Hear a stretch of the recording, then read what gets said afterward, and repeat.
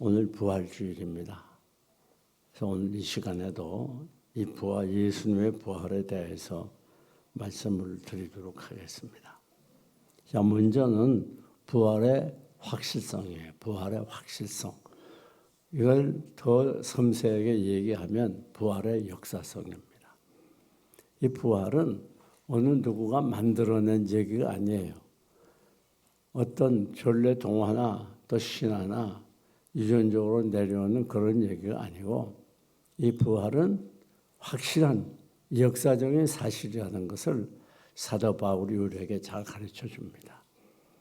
여기 고린도전서 15장 1절로 마지막 58절까지 이 긴 한 장에서 바울 사도는 부활에 대한 자세한 증거와 내용을 우리에게 가르쳐주고 있는 중에 맨 먼저 사도 바울이 우리에게 말하는 것은 부활은 확실한 것이다.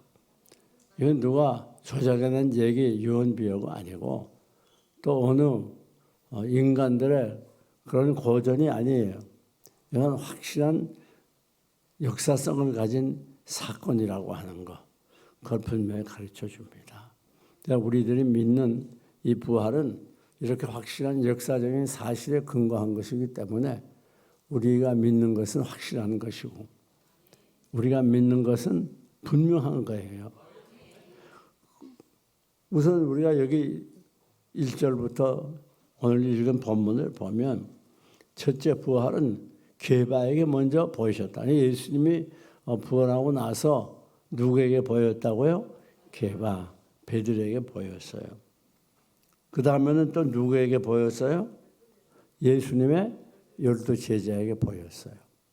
그 다음에는 500여 형제 자매에게. 그러니까 이 예수님께서 부활할 당시에 그냥 어느 구석에서 조용히 부활한 게 아니에요. 500여 명이 보는 가운데 그런데 들려 올라갔단 말이에요. 그러니까 역사적인 사실이라는 걸 더 분명하게 보여줘요. 그리고 바울 사도가 이 고린도 전서를 쓸 때 예수님의 부활을 친히 목격한 500여 명 중에서 죽은 자들도 있고 그 중에 많은 사람이 살아있었다는 거예요. 그리고 나중에 예수님의 제자들이 설교한 그 설교가 사도행전에 기록이 되어 있는데 그 예수님의 제자들의 설교의 주제와 내용의 핵심적인 건 뭔가 하면 예수님은 부활하셨다는 거예요.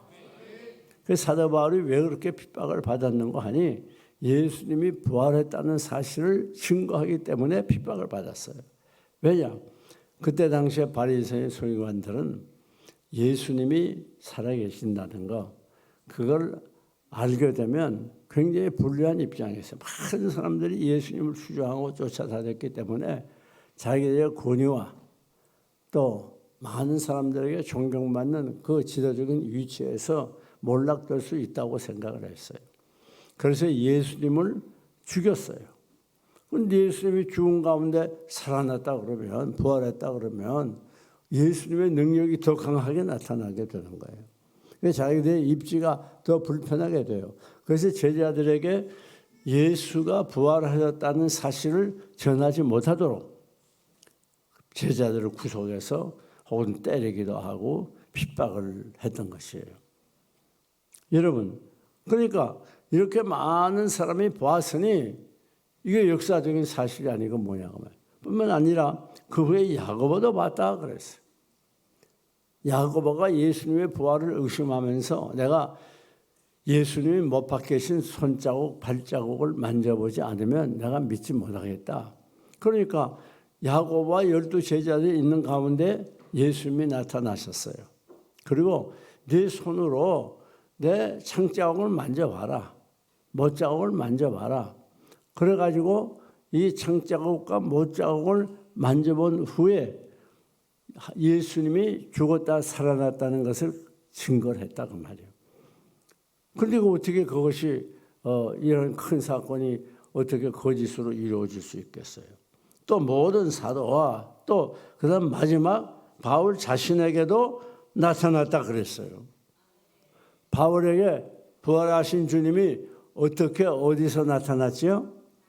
다메섹 도상으로 이 바울이 믿는 자들을 핍박하려고 그렇게 체포하기 위해서 가던 중에 그 길 가다가 그만 예수님 부활하신 주님이 나타나지 않습니까? 그래서 사울아 사울아 내가 어찌하여 나를 핍박하느냐? 나는 내가 핍박하는 예수라. 직접 나타나셔가지고 바울이 그 다메섹 도상에서 다메섹 가는 길 가운데서 그만 부활하신 주님을 만났다고 고백을 하는 거예요. 자, 그러면 이렇게 한 500여 명이나 되는 분들이 이 부활의 주님, 부활하신 승천하신 주님을 만났고 예수님의 제자들도 만났고 여기에 기록 안 되어 있지만은 이 막달라 마리아도 만났고 많은 분들이 만났어요. 그래 부활했다고 하는 건 확실한 사실이에요. 믿습니까? 이건 무슨 전례적으로 내려오는 그런 얘기가 아니에요.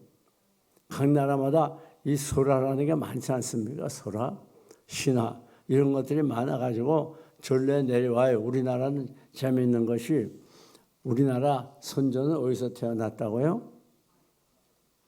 아래서 태어났대요. 박혁거사 아래서 태어나 아래서 그건 거짓말이죠. 그게 그러니까 인간을 좀 뭔가 신비하게 이렇게 보이려고 그 당군이 어디서 태어났어요? 예? 곰하고?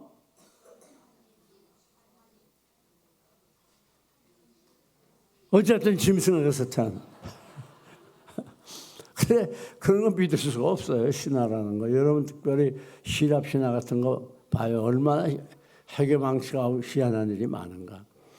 그런데 우리 예수님이 부활했다니 사실은 그런 호구한 얘기가 아니에요. 그냥 재미있게 전래 내려오는 그런 얘기가 아니라 500여 명이 지켜본 그런 확실한 얘기고 또 이 예수님의 부활을 직접 목격한 사도 바울이 기록한 책이에요. 이 예수님의 부활을 목격했다고 사도 바울이 고백을 하고 있는 거예요. 그러니까 이건 틀림없는 사실이에요. 우리는 이 역사적인 사실에 근거한 부활의 복음을 믿습니다. 무엇에 근거했어요? 역사적인 사실에 근거한 뭘 믿어요? 예수 그리스도의 부활을 분명히 믿는 거예요.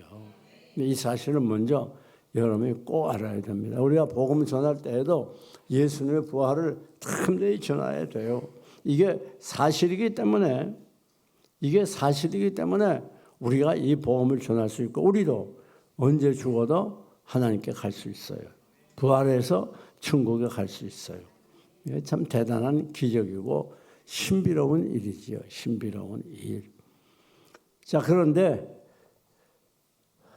두 번째 말씀드리는 첫째는 부활의 확실성, 두 번째는 부활의 신앙적인 근거입니다.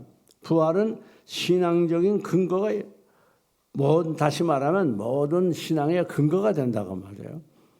우리가 예수 믿는 신앙생활이라는 건 한마디로 부활에 근거하고 있는 거예요. 그러니까 우리들이 만약에 예수님의 부활이 없다면 우리가 열심히 이렇게 신앙생활하고 헌금하고 봉사하고 예배하는 거 이게 어떨까요? 어때요? 이게 별 의미가 없는 일이지요. 예. 자 봐요. 그래서 계속해서 사도 바울이 그렇게 말합니다. 본문 13절에서 만일 죽은 자의 부활이 없다면 어떻게 해요? 그리스도도 다시 살아나지 못하실 것이라. 뿐만 아니라 그리스도께서 만일 다시 살지 못하였으면 부활이 없으면 우리가 전파하는 것도 헛것이에요. 뭐가 헛것이에요? 우리가 전도하는 거? 이거 헛것이란 말이에요. 이거. 또 너의 무엇도 헛것이에요? 믿음도 헛것이에요. 믿음도. 이런 거 딱딱 띄워요. 여기다가. 방송실. 딱딱 띄우라고. 다른 목사들 할 때만 띄우지 말고. 자, 우리가 뭐가 헛돼요? 복음 전파하는 것도 헛되고 또 우리의 믿음도 헛되고 우리가 하나님 믿는다고 앞만 떠들어 봐야 그거 아무 의미 없어지는 거예요. 왜? 아니 우리가 부활하지 못하고 땅에서 죽어 없어지면 그게 무슨 의미가 있냐고요. 예? 뿐만 아닙니다. 18절에 가니까 또 우리가 하나님의 거짓 증인으로 발견되리니, 다시 말해서 우리 예수 믿는 사람이 모두 거짓말쟁이가 되는 거예요. 전도하는 것도 이게 거짓말하는 거예요. 그렇잖아요. 우리가 믿는다는 거 이게 다 거짓말하는 거예요. 우리가 신앙생활하는 거 이거 다 허구라고 해요. 허구. 뿐만 아닙니다. 우리가 하나님이 그리스도를 다시 살리셨다고 증거하였습니다. 왜 그것이 거짓 증인이었느냐? 만일 죽은 자가 다시 살아나는 일이 없으면 하나님이 그리스도를 다시 살리지 아니하셨으리라. 자, 죽은 자가 살아날 수 있기 때문에 하나님이 예수 그리스도를 살렸단 말이에요. 그래서 17절에 뭐라고 결론을 짓습니까? 그리스도께서 다시 살아나신 일이 없으면 너희의 무엇도 헛되고 믿음도 없다라 합시다. 믿음도 헛되고 너희가 여전히 죄 가운데 있겠다. 또 뿐만 아닙니다. 18절 그리스도 안에서 잠자는 자도 망하였으니, 이게 무슨 말인가 하면 예수 믿고 구원받은 사람들, 그 사람들이 다 천국에 있거든요. 그 사람들 예수 믿고 죽은 사람들, 그 사람들 다 헛일이라 그 말이에요. 네, 지옥 가게 되니까 망하게 된다 그 말이에요. 뿐만 아닙니다. 더 놀라운 말씀 19절 만일 그리스도 안에서 우리가 바라는 것이 다만 이 세상의 삶뿐이면 모든 사람 가운데 우리가 가장, 따라합시다. 모든 사람 가운데 가장 더욱 어떻게 해요? 불쌍한 자니라. 그렇잖아요. 흔히 그냥 살아가지고 주님 섬긴다고 시간 낭비해, 시간 물질 쓰고 희생 다 투자하면서 오늘도 그냥 온종일 교회 와가지고 이게 무슨 일이에요? 마음껏 나가서 좀 엔조해야지.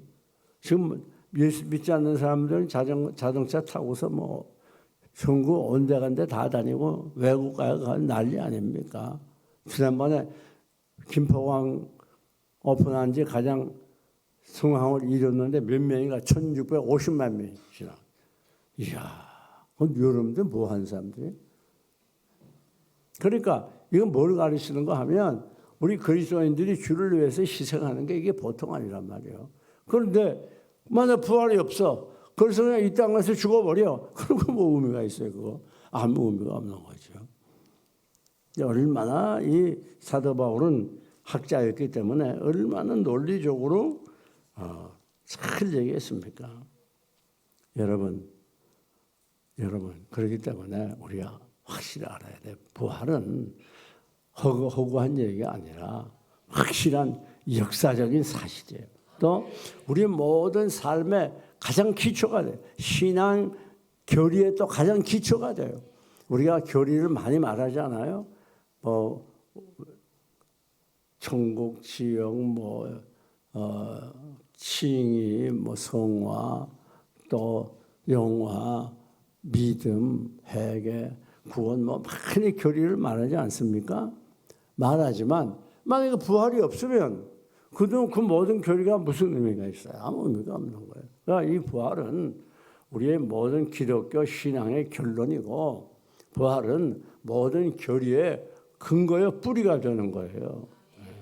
부활이 없으면 우리의 신앙생활과 삶 전체가 의미가 없어지는 거예요. 지난 시간에 예수 그리스도의 구속에 대해서 말씀을 드렸지만은 예수님이 우리 위해서 죽어주시고 죄 용서함 받았어요. 그러면 그게 왜 중요한가? 그게 죄 용서함 받고 구원받았는 게 중요한 거예요. 구원받았다는 게 뭐예요? 죄 용서함 받고 천국 백성이 된 거예요. 그렇기 때문에 구속이 필요하고 중요한 거지. 만약에 예수 그리스도 믿고 우리가 죄 용서함 받고 다 칭의의 사람이 의인이 됐어요. 칭의로. 그런데 천국 못 가. 그건 아무 의미가 없잖아요. 결론은 모든 이 성경에 기록된 말씀들과 교리들은 부활 때문에 의미가 있는 거예요. 할렐루야! 무엇 때문에? 부활 때문에 의미가 있어요. 부활 없으면 아무런 의미가 없어요. 그래서 부활이 중요한 거예요. 그 다음 여기 고린도전서 15장 20절 이하에는 이 부활의 순서가 나와요. 거기 29절까지. 첫 번째는 부활의 순서는 누구죠? 첫 열매 되신 예수 그리스도. 무슨 말인가 하면 여기에 이 부활의 순서는 바로 무조건 막 와 부흥되는 게 아니라 차례가 있다 봐요. 차례가. 이건 군사적인 용어로 기록이 되어 있습니다. 이게 무슨 말인가 하면 무질서하게 막 여기저기서 부활하고 그런 게 아니에요. 순서가 있고 차례가 있단 말이에요. 마치 군대에서 10명씩 같은 거 할 때 얼마나 멋지게 걸어갑니까? 질서를 따라서 그 줄을 쫙쫙 맞춰가지고. 특별히 북한 같은 데 보면 멋지잖아요, 그거. 그런데 여러분, 첫 번째는 누가 살아나는가? 첫 열매인 그리스도께서 부활한다 그랬어요. 첫 열매인 누가? 그리스도께서 부활해요. 그리스도께서. 그 다음엔 누가 부활해요? 여기 23절에 그러나 각각 자기 차례대로 되나니 그렇단 말이에요. 차례대로 부활하는 거예요. 한꺼번에 막 확 부활하는 게 아니에요. 먼저는 첫 열매인 그리스도요. 다음에는 그가 강림하실 때 그리스도에게 뭐한 자요? 속한 자, 구역에는 붙은 자요. 이게 무슨 말인가 하면 두 번째 부활되는 분은 예수 그리스도를 구주로 영접한 성도들이 부활하는 거예요. 여러분들이 부활하는 거예요. 그래서 예수님이 구름 타고 강림하실 때 일어나는 거예요. 여러분이 어디 묻혔든지 간에 그것에서 무덤 문을 열고 일어나는 거예요. 참 놀라운 일이죠. 성령 바람 불어올 때 높이 올라가 천군 천사 나팔 불며 환영을 하니 할렐루야 이 하루를 기다렸구나. 주님께서 오시는 그 천군 천사의 나팔 소리와 함께 오실 때 여러분은 어디 있든지 관계없어요. 무덤에 있든지 아니면 다 화장을 해가지고 조그만 곽속에 들어가 있든지 할 거 없어요. 하나님의 능력으로 다 신령한 몸을 입고 살아나요. 믿습니까? 이게 있기 때문에 오늘 우리가 신앙생활 하는 거죠. 나부터라 이거 없으면 예수 안 믿어요. 그럼 하나의 도덕적이고 윤리적인 종교에 전락할 수밖에 없는 거예요. 여러분, 이 부활 신앙이 굉장히 중요한 거예요. 그렇기 때문에 결국 우리의 신앙적인 삶이라는 건 이 부활 신앙에서 열매를 맺고 결론이 나는 거예요. 부활 신앙은 아무것도 아니에요. 예를 들면 지금 과일나무가 잘 자랐어요. 그런데 사과나무인데 잎은 무성한데 과일이 없어. 그러면 아무 의미 없는 거예요. 사과나무. 그렇잖아요. 과일나무가 아니에요. 그거는. 또 마찬가지예요. 그 다음에 누가 일어나는가? 그 다음에는 누가 일어난다고 그랬죠?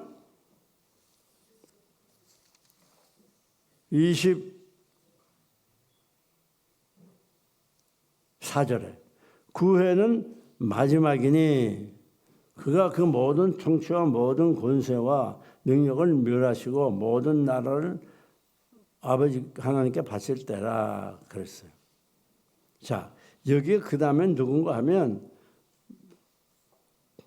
차례대로 된다고 그랬는데 그리스도께 속한 자, 그 다음에 누군가 하면 바로 하나님 믿지 않는 사람들.